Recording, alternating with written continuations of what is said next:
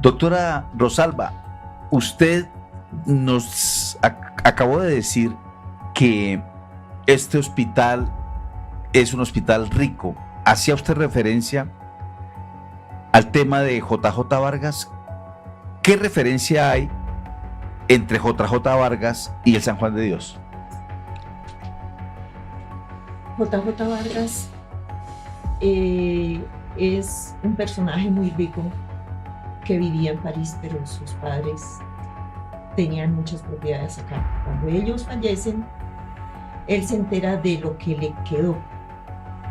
Él era soltero, no tenía hijos, y vino acá a ver qué era lo que pues, realmente tenía de propiedades. Pero con el tiempo él se enfermó. Entonces en vida hace un testamento donde divide sus propiedades en 4 establecimientos.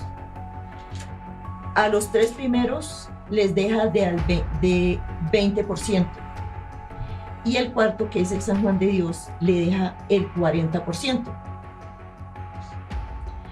Aleatoriamente a eso, como dice mi compañera, las personas enfermas que iban a ser atendidas en las instalaciones del Hospital San Juan de Dios, por voluntad propia o por lo que fuera, ellos dejaban donaciones de sus casas, de sus apartamentos, de sus fincas, las propiedades que tuvieran.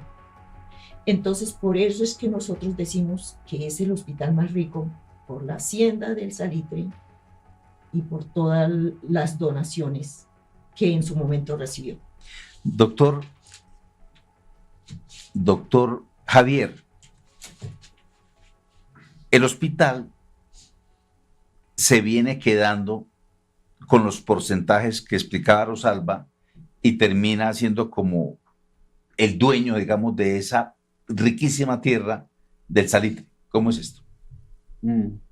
Bueno, pues sí, evidentemente el testamento establece que en el entendido de que es posible que, pues no sé, de manera sabia, de manera como premonitora por parte de José Joaquín Vargas, él dice que si llegan en las condiciones del testamento, dice que en el caso de que las otras 3 entidades, que alguna de las otras 3 entidades llegase a desaparecer, los bienes serán asignados al Hospital San Juan de Dios, porque él entendía que el Hospital San Juan de Dios iba a perdurar por sécula seculón. Como venía seguramente él como abogado seguramente tuvo conocimiento del origen del Hospital San Juan de Dios y sabía que venía del siglo XVII, del siglo XVIII. Entonces, lo que usted decía respecto a los linderos también es importante. O sea, no solamente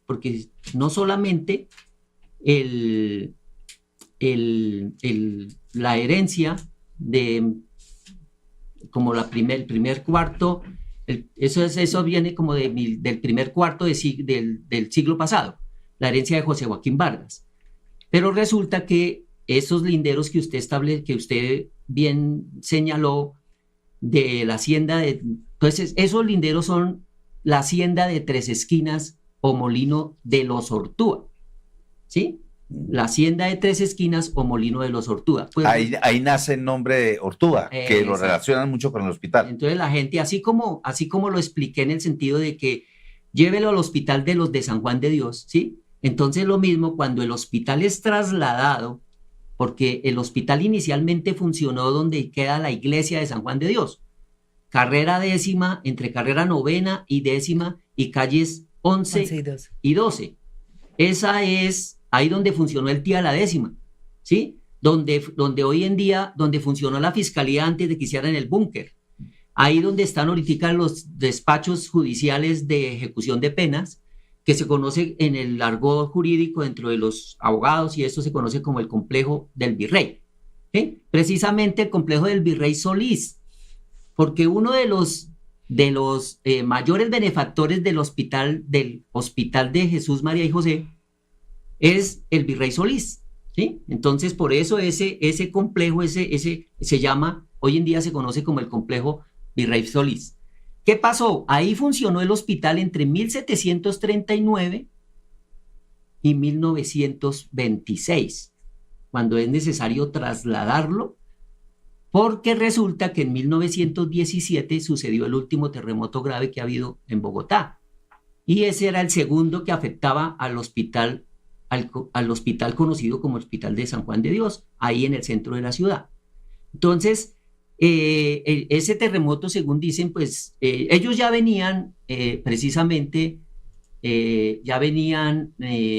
pensando en la posibilidad de trasladar el hospital, ¿sí?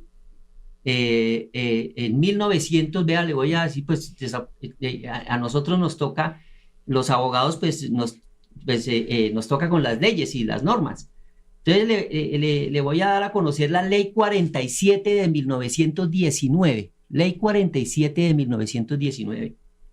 Dice el artículo primero: el departamento de Cundinamarca queda autorizado para destinar el terreno denominado Molino de la Ortúa, que le fue cedido por la Ley 63 de 1911, a la construcción de un hospital mediante las siguientes condiciones. Primero, que el hospital que allí se construya quede como anexidad y complemento del actual Hospital de San Juan de Dios. Segundo, que el terreno que debe ser pagado por el Hospital de San Juan de Dios se aplique a la adquisición de un terreno adecuado para la construcción de edificios para manicomios.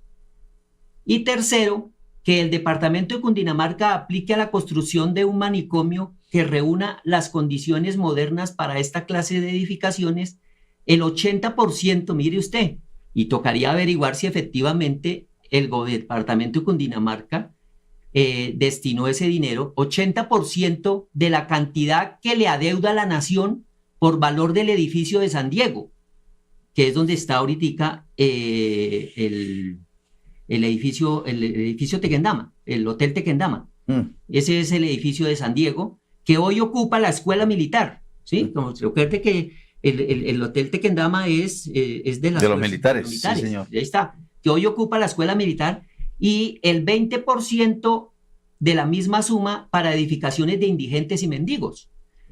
Esa ley después fue modificada con un solo articulito, ¿sí? Que fue que dice: la condición segunda del artículo primero de la Ley 47 de 1919 quedará así: que el Hospital de San Juan de Dios de Bogotá se obligue a reembolsar a los asilos de locos de la misma ciudad el valor del terreno que se adquiera o se haya adquirido para dichos asilos, y que en concepto de la Academia Nacional de Medicina y de la Dirección Nacional de Higiene sea adecuado para la construcción de un manicomio moderno. Entonces, ¿qué es lo que sucede? Palabras más, palabras menos. Una permuta. El Hospital San Juan de Dios paga, se sabe cuál es la suma, 23.000 pesos costó construir el asilo de locos y de locas en la localidad de lo que hoy se conoce como Cibaté. ¿Ve? Entonces, esa condición se cumple. El hospital vende, hay unas de las casas de la Candelaria, porque es el que duró de 1739 a 1926, son casi 2 siglos. 2 siglos donde la gente iba a morir al Hospital de San Juan de Dios, ¿cierto? Y en los primeros habitantes de la antigua ciudad de Bogotá. Imagínense. Y entonces ellos le dejaron prácticamente, porque era como lo cierto es que la Candelaria prácticamente llegó a ser propiedad del hospital. La bula fue para el 70% de la Candelaria.